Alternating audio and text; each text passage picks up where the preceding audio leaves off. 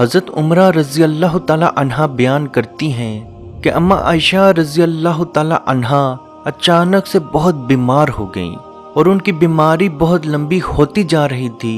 ان دنوں مدینہ میں ایک طبیب آیا تو اما عائشہ کے بھتیجے نے اس طبیب سے ان کی تکلیف کا ذکر کیا تو اس طبیب نے کہا، اللہ کی قسم تم نے اس خاتون کی جو کیفیت بیان کی اس سے پتہ چلتا ہے کہ اس عورت پہ جادو کیا گیا ہے، اور یہ جادو ایسا ہے کہ کسی قریب تر انسان نے ہی اس پہ کیا ہے۔ تو تمام لوگوں کا شک اما عائشہ رضی اللہ تعالی عنہا کے لونڈی پر چلا گیا۔ جب اس لونڈی سے سختی سے پوچھا گیا تو اس نے کہا، ہاں میں نے ہی جادو کیا ہے، میرا ارادہ یہ تھا کہ جب اما عائشہ رضی اللہ تعالی عنہا فوت ہوں گی تو میں آزاد ہو جاؤں گی۔ پھر اما عائشہ رضی اللہ تعالی عنہا نے کہا، اس لونڈی کو ایسے شخص کے ہاتھوں فروخت کرو جو اپنی لونڈیوں کے حق میں بہت سخت ہو، اور اس کی قیمت جو حاصل کرو اس قیمت سے ایک اور لونڈی لے آؤ۔ تو عزیز دوستو، اس روایت سے چیز صاف صاف ظاہر ہے کہ کوئی جادو ایسے ہوتے ہیں جو کسی کو قتل کرنے کے لیے استعمال کیے جاتے ہیں، یا کوئی جادو ایسے موجود ہیں جس جادو کی وجہ سے انسان موت کے منہ تک جا سکتا ہے۔ آج کی ویڈیو میں ہم لوگ آپ کو سخت ترین جادو کی علامات اور نشانیاں بتائیں گے، اور یہ علامات اور نشانیاں اس جادو کے مریض میں نہیں ہوں گی جس میں نارمل یا عام جادو موجود ہو۔ جیسا کہ ہم نے پچھلی ویڈیو میں ہی آپ کو بتایا تھا کہ جادو مختلف طرح سے کیا جاتا ہے، کوئی جادو قتل کے لیے، کوئی جادو نقصان کے لیے، یا کوئی جادو صرف چھوٹی سی تکلیف کے لیے، یا کوئی جادو صرف ڈرانے کے لیے کیا جاتا ہے۔ اور سخت ترین جادو جب کسی انسان پہ کیا جائے تو اس کی کیا علامات اور نشانیاں ہیں، تو آج کی ویڈیو میں ہم آپ کو یہی علامات اور نشانیاں بتائیں گے، جس میں خواب میں چھپکلی کو بار بار دیکھنا، وہ کسی بھی رنگ کی کسی بھی شکل کی ہو سکتی ہے، خواب میں بار بار چھپکلی کو دیکھنا، جسم سے عجیب قسم کی جسم سے بدبو کا آنا شروع ہو جانا، یعنی آپ نہا کے بھی نکلے ہوں لیکن کچھ دیر کے بعد آپ کے جسم سے عجیب سی بدبو کا آنا پھر سے شروع ہو جانا، ذکر اذان قرآن سے دل کا جکڑ جانا محسوس ہونا،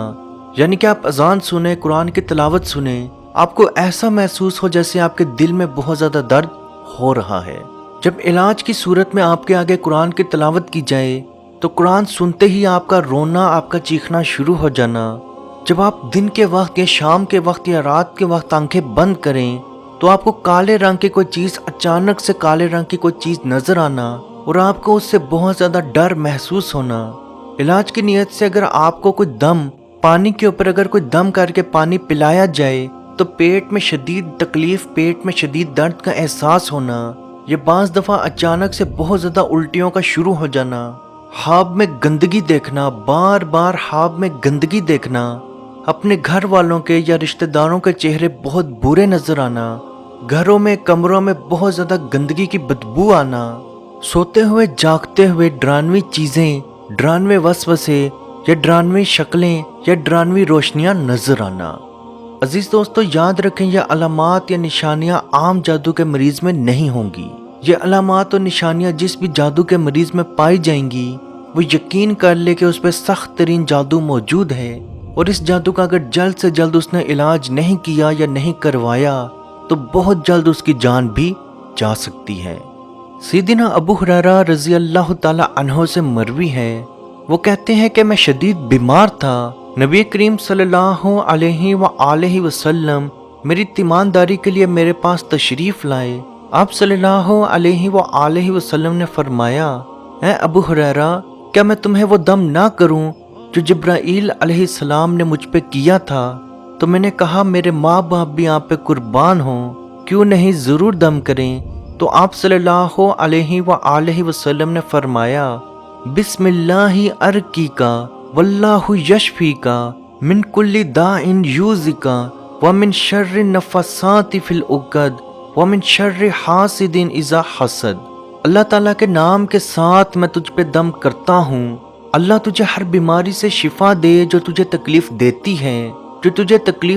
ہے، اور جو تم میں موجود ہے اس کی برائی سے۔ تجھے دم کرتا ہوں جو گروہوں میں جادو کی پھونکیں مارتی ہیں، اور حسد کرنے والوں کے حسد سے تجھ پہ دم کرتا ہوں جب وہ حسد کرے۔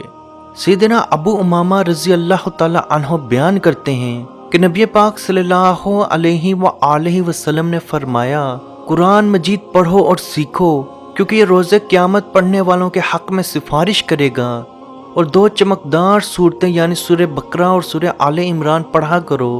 کیونکہ یہ روز قیامت 2 بادلوں یا 2 سایوں کی مانند ہوں گی، یا یہ پر پھیلائے ہوئے 2 پرندوں کی مانند ہوں گی، اور اپنے پڑھنے والوں کا دفاع کرتی رہیں گی۔ پھر آپ صلی اللہ علیہ وآلہ وسلم نے فرمایا، سورہ بقرہ پڑھا کرو، اسے حاصل کرنا باعث برکت ہے اور اسے چھوڑنا باعث حسرت ہے، جادوگر اس پر طاقت نہیں رکھ سکتے۔ یعنی جو بھی سورہ بقرہ کی تلاوت کرے گا، جادوگر اس کے قریب نہیں آ سکتا۔ تو عزیز دوستو، اس سے بڑی روایت ہم پیش نہیں کر سکتے۔ اللہ پاک سے دعا ہے کہ ہم سب کو اپنے حفظ و ایمان میں رکھے اور ہماری پریشانیوں اور مشکلات کو غیب سے دور فرمائے، اور ہمیں حق کی اور سچ کی بات کرنے، حق کی اور سچ کی بات پہ چلنے کی توفیق عطا فرمائے، اور کشمیر کے بھائیوں پہ خصوصی رحم عطا فرمائے اور ان کو آزادی کی نعمت عطا فرمائے، آمین۔ اللہ حافظ۔ یا رسول اللہ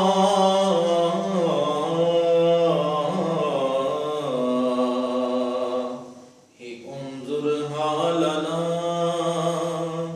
یا حبیب اللہ اسمع قالنا، اننی فی بحر غم مغرق ہز یدی سہل لنا اشقالنا۔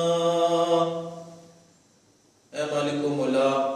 کریم آقا صلی اللہ تعالی علیہ وسلم کے توسل کے ساتھ،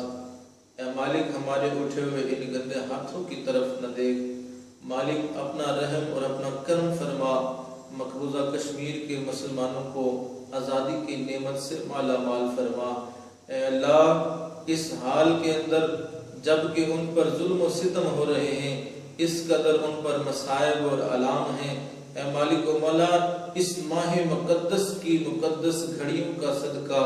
اے اللہ کشمیر کے مسلمانوں کو آزادی کی نعمت سے مالا مال فرما۔ اے مالک جو ان پر مصائب اور آلام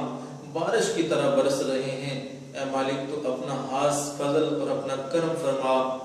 ان کی اس آزمائش کو، اس امتحان کے اندر ان کو کامیاب فرما، ان کی اس آزمائش کو دور فرما۔ اے مالک و مولا اپنا کرم فرما، ان کو آزادی کی نعمت سے مالا مال فرما۔ اے مالک ہم گناہگار سیاکار جو بھی ہیں، تیرے محبوب کی امتی ہیں، تجھے تیرے نبی علیہ السلام کا، اس کی محبوبیت کا واسطہ دے کر تجھ سے دعا مانگتے ہیں۔ اے مالک کشمیر کے مسلمانوں کو آزادی کی نعمت سے مالا مال فرما۔ اے مالک ملک پاکستان کو استحکام عطا فرما، ملک پاکستان کی سرحدوں کی خیر فرما، ملک پاکستان کی سرحدوں پر پہرا دینے والے نوجوانوں کو الہ العالمین ہمت اور حوصلہ عطا فرما۔ ملک پاکستان اور دنیا کے اندر اسلامی مملکت کے جتنے بھی حکمران ہیں، اے مالک ان کو شرم و حیا عطا فرما۔ اے مالک ان کو کفار کی آنکھوں میں آنکھیں ڈال کر بات کرنے کا حوصلہ اور ہمت عطا فرما۔ اے مالک و مولا اسلامی ملکوں کو اکٹھے ہو کر، اے مالک و مولا کشمیر کی سلامتی کے لیے، حق حدرادیت کے لیے آواز اٹھانے کی توفیق عطا فرما۔ اللہم ربنا تقبل منا انکا انت السمیع العلیم وتب علینا یا مولانا انکا انت التواب الرحیم۔